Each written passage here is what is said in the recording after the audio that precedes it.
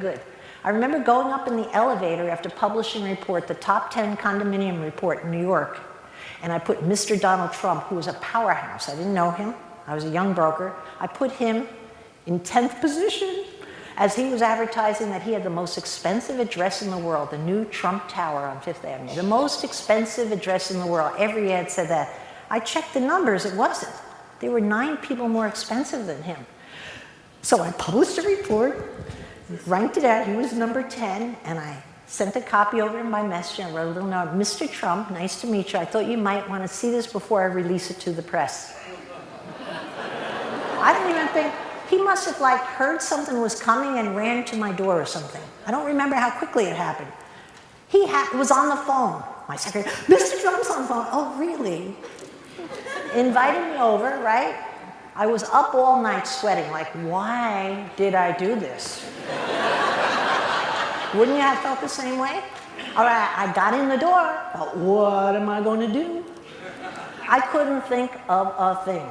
So I'm in his very fancy mirrored elevator, going up, and what do you think I was saying to myself? I have the right to be here, I have the right to be here, I have the right to be here, I have the right to be here. I worked through his beautiful secretaries, sit in his midget chair, which he makes everybody sit in. His is really high, on a desk that's enough space to land a jet plane. I'm standing there like, oh my God.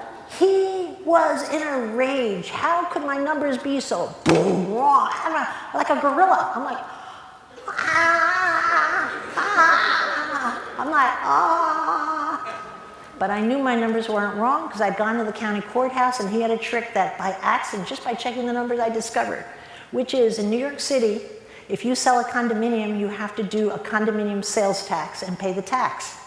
They take this, they give you stamps for every 100,000 or 50,000, I forget now what it is, and on the deed, they put the stamps and seal it. So you know what the sale price is based on the stamps, but guess what Mr. Trump had discovered? He bought extra stamps.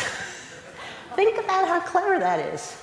So his numbers looked much higher, but I opened them and checked the numbers and they never matched the stamps. So I was in trouble, of course, but it was only under pressure with the brimstone that I thought of a solution. And the solution was simple. I said, hey, what if we recalculate it based on a price per foot versus price per room? Because your rooms are the cheesiest rooms in town. Everybody knows that. Wouldn't yours come up higher? And together we recalculated the number, and he was number 1, 2, 3, 4, right up, number 1 through 7, and all the other developers were below him. Nice to meet you, Mr. Trump. Under pressure. I could have never thought of it, all right? What did he do? Next day, I don't know how he got it in so fast, a full-page ad in the New York Times. Trump Tower, the most expensive address. He changed it to the world now, in the world. And then a little footnote at the bottom, according to the Corcoran report. How do you like my ad, Barbara? Did you see your name? I barely even saw it. I looked by, it was so small. And so he took an ad out like 3 days hence in the Wall Street Journal. According to the Corcoran group, Trump Tower is the most expensive address in the world. And I'm being truthful, it was based on a price per room, price per foot rather, right? We became best buddies. He promoted me, I promoted him. Do you think having a friend in that position was helpful to growing a business? Yes, but what was the root of it? It was the idea that I didn't have the answer. I had the balls to go out with it and then hope that something would happen, right?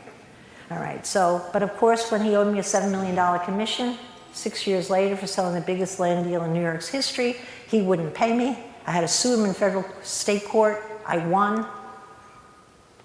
And that's why I have this picture of him losing his hair, his wig. Look at that.